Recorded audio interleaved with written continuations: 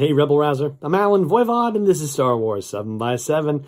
We're at episode number 1721 today. Thank you so much for joining me for it. Thank you for subscribing to the show wherever you like to catch it.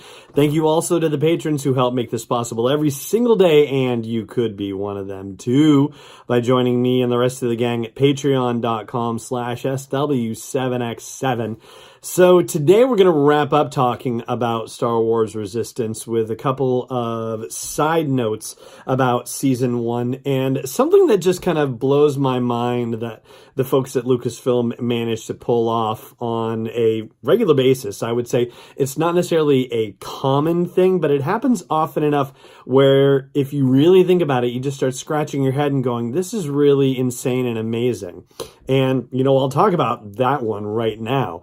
So if you look back at the Poe Dameron comic book series, the arc for The Awakening, which takes place after the events of The Last Jedi, there's a moment in that first issue of the arc. It's Poe Dameron 26, and it came out in April of 2018, where to bide their time while they're flying through hyperspace after leaving Crate, they are sharing the stories of what happened to them since they had last parted ways in The Force Awakens. And also, going back to, for example, when Poe and Finn were separated when they crashed on Jakku. So Poe tells the story of how he was, going to Jakku in the first place and what he was actually there for. And there's a side note where he says before he went to Jakku, he had to make a side trip to pick up BB-8, but that he made it to Jakku all right.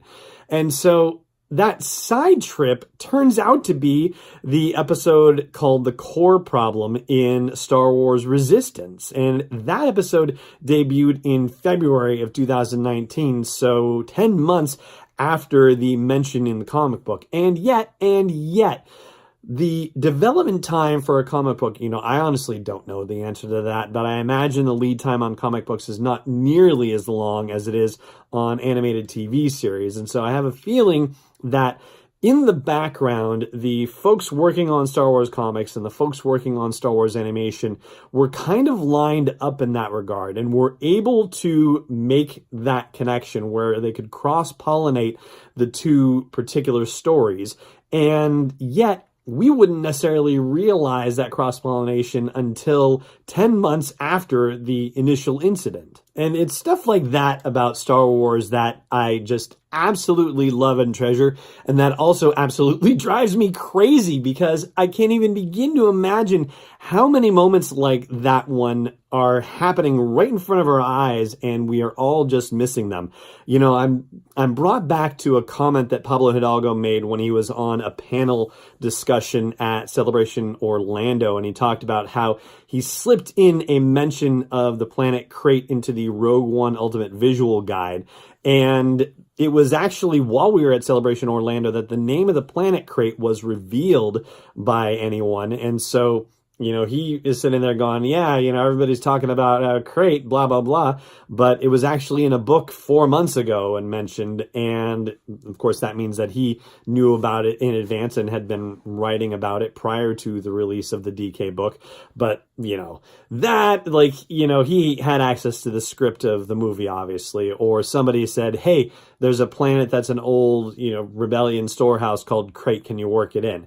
And it's probably a similar process to how they managed to do the crossover between the Poe Dameron comic series and Star Wars Resistance. But just stuff like that amazes me, and yet just how much of this stuff are we missing that would be super cool, Jason Fry went on a tweet stream a few months ago, maybe as much as a year ago, talking about some very deep cut that he did that involved, I think, even translations of Huttese language and stuff like that.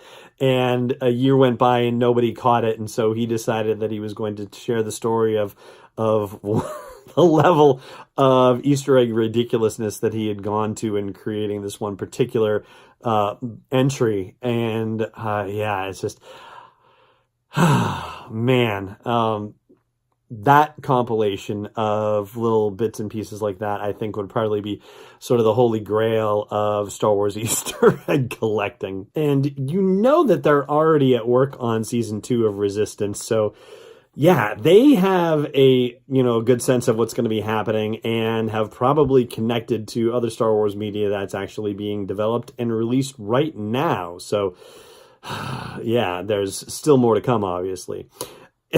And as far as that goes, that does open up the question of how season 2 is going to begin and whether the Colossus is going to arrive before, during, or after the events of the beginning of The Last Jedi, whether Dakar will have been destroyed by the time they get there, or whether they're going to arrive in time to help refuel the fleet and get them out of there, or if they're going to arrive beforehand and be told scatter because trouble's coming. Personally, I would bet on the first option, that they're going to arrive and they're going to find Dakar smoking ruins. The alternatives don't seem to make sense to me. I mean, them showing up before the First Order shows up and saying, hey, great, give us a hand, but then they're not really accounted for in the evacuation that happens during The Last Jedi. That, doesn't seem to make sense to me. And then the prospect, wow, let's try that again. The prospect of them actually, being there or arriving during the bombardment and going, let's get out of here. Well, that seems unlikely at best. Or, possibly, since we know that the coordinates are not exact and so they might arrive nearby Dakar, maybe they're going to drop in system and be able to see some of the bombardment happening from a distance via sensors, but not actually be a participant in the battle. And, the resistance not necessarily being able to pick up their signal because they've got their hands full with 3 Star Destroyers and a Dreadnought showing up. Maybe that's a potential scenario. But it seems like, from an animation standpoint, the simplest answer is for them to show up and Dakar to be a smoking ruins and for them to go, okay, now what? And if the First Order happens to realize that they've jumped into the Ilenium system or anywhere near Dakar, they're going to have to jump back out fast. And will the First Order be able to track them, considering they were able to track the Raddus and its ragtag fleet? And, if that's not the big problem, then the big problem is going to be, well, now the Colossus is on its own. How are they possibly going to track down what's left of the Resistance? And so I think that bodes very ill for the fate of the folks on the Colossus for season 2 of Resistance. And speaking of things not boding well, there are a couple of characters, I think, that are not long for Resistance either, and I'll talk about those two in a moment. But first, let me just remind you, please, to subscribe to the show if you're not already. And hey, I've already talked about Patreon stuff for a while, so let me do something a little bit different. If you wouldn't mind dropping me a rating or review on the app where you like to catch this show, then I would greatly appreciate that as well. And please do consider sharing it with your Star Wars friends. And yeah, we'll leave it at that for today.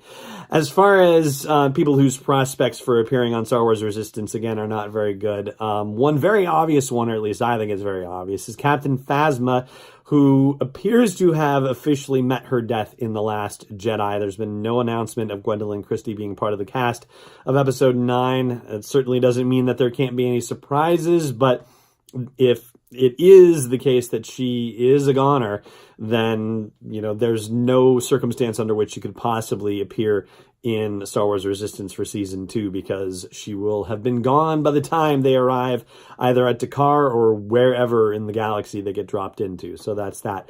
And the other is a bit of a bummer, and we'd been holding out hope for the possibility, or I'd been holding out hope for the possibility that he would show up, and that is Kylo Ren, as voiced potentially by Adam Driver, who has done animation work before, who has done voiceover stuff, but he did not appear in the first season of Star Wars Resistance. He was referred to very ominously in that episode, The Children from Tehar, but unfortunately, no Kylo. I think it would be a nice bit of stunt casting to bring him in for an episode or two in season 2 of Resistance, but yeah, it's kind of difficult to see happening, unfortunately. But I don't know. Let me know if you think differently, if you think that they will manage to get Adam Driver to appear in season 2 of Resistance. Drop me a line wherever you'd like to catch these episodes of Star Wars 7x7 or at home base for the show. That's SW7x7.com. And that is going to do it for today's broadcast here. Thank you so much for joining me for it, as always, and may the Force be with you wherever in the world you may be. This podcast is not endorsed or sponsored yet by Lucasfilm Limited, Disney, or 20th Century Fox. This is intended for entertainment and information purposes only. Star Wars, the Star Wars logo, all names and pictures of Star Wars characters, vehicles, and any other related Star Wars items are registered trademarks and/or copyrights of Lucasfilm Limited or their respective trademark and copyright holders. May the Force be with them. All original content is copyright 2019 by Star Wars 7x7. We hope you love it.